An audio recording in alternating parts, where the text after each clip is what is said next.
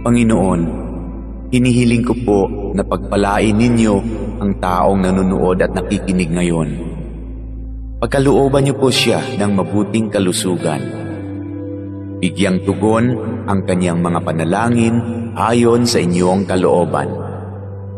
Loobin niyo po na magkaroon ng agarang solusyon ang problemang kanyang kinakaharap, lalo na ang problemang pinansyal at problema sa kanyang karelasyon at mga kaibigan. Ilayo niyo po siya sa tukso ng kasalanan at lahat na uri ng kapahamakan. Panatilihin niyo po sa kanyang puso ang pagkakaroon ng malasakit at pagmamahal sa kapwa, katulad ng kanyang pagmamahal sa inyo na aming iisang Diyos.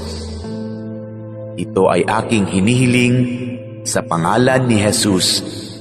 Amen.